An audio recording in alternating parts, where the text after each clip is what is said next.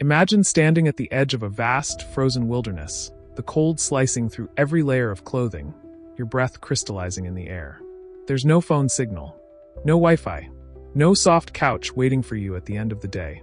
Just you, the relentless elements, and a primal sense of survival that modern life has dulled to near extinction. Now picture this. How often do you find yourself truly uncomfortable? Not just a little annoyed or mildly inconvenienced, but genuinely outside your comfort zone. Physically, mentally, emotionally? We live in an era where everything is optimized for ease. Food arrives at our doorstep with a few taps on a screen. Entertainment floods our devices, demanding nothing from us but passive consumption. Climate control keeps us at the perfect temperature year-round. Yet, beneath this blanket of convenience, something feels off. A quiet dissatisfaction hums in the background of our lives. Anxiety and depression rates are soaring. Obesity is at an all-time high. Despite having more than ever before, many of us feel a persistent emptiness. Why? This is where The Comfort Crisis by Michael Easter strikes at the heart of modern existence. It challenges everything we assume about comfort and reveals a radical truth. We've engineered struggle out of our lives, and in doing so, we've lost something essential, something that makes us feel truly alive. Easter argues that embracing discomfort isn't just beneficial, it's necessary. It reawakens our strength, sharpens our minds, and reconnects us to what it means to be human. But what does that look like in real life? Think about the last time you were deeply challenged. Maybe it was a grueling workout, a difficult conversation, or even a moment of solitude without the distraction of a screen. How did it feel? Uncomfortable, certainly. But didn't you also feel a spark of something deeper? Growth, resilience, a sense of accomplishment? Now, what if leaning into discomfort wasn't just an occasional experience, but a way of life? What if the secret to a richer, more fulfilling existence was hidden in the very things we instinctively avoid?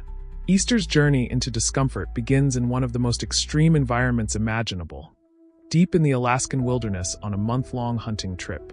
No modern luxuries, no guarantees of survival beyond his own endurance and resourcefulness. There, in the raw, unforgiving landscape, he rediscovers something profound. Hardship isn't something to be feared. It's something to be embraced. And that's where the transformation begins. We are hardwired for challenge.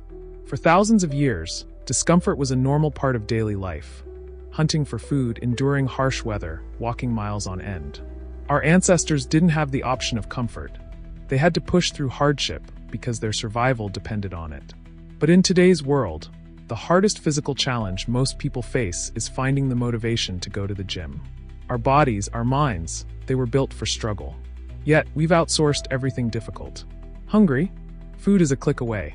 Need to travel? A car is waiting. Bored? A flood of digital distractions is at your fingertips.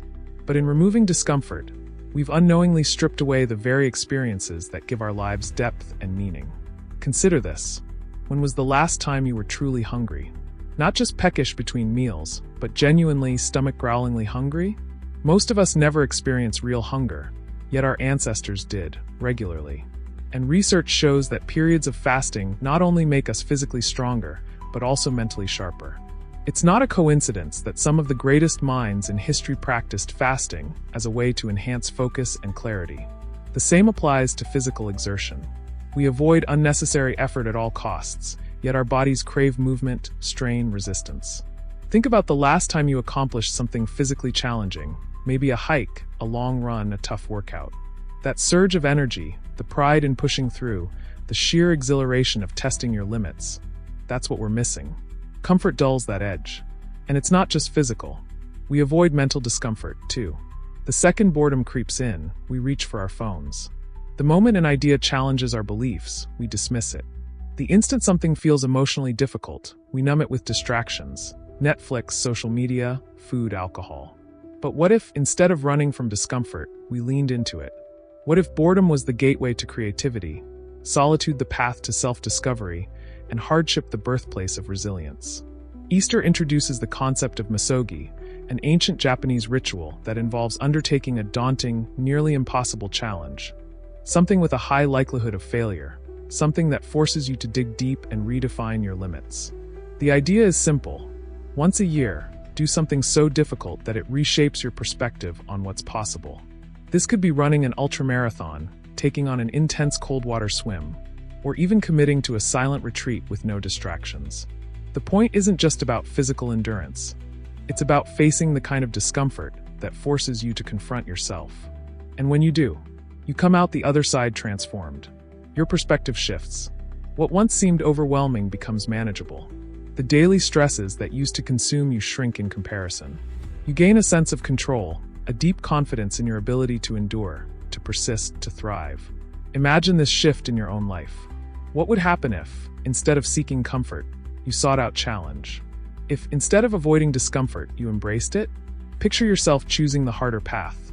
Not because you have to, but because you know it will make you stronger. This is the core message of the comfort crisis. Real fulfillment doesn't come from an easy life. It comes from testing yourself, from facing hardship, from stretching beyond what feels safe and familiar. It's about reclaiming a primal part of yourself that has been buried under modern convenience. So here's the question. What's your comfort crisis? What's the thing you're avoiding because it feels too hard, too uncertain, too uncomfortable? What challenge could you take on, right now, today, that would force you to grow in ways you never imagined? Discomfort isn't the enemy. It's the doorway to a better, stronger, more vibrant life. The only question is, will you step through it? If you liked this summary, consider subscribing to our channel. Your support gives us the motivation to keep creating more engaging content.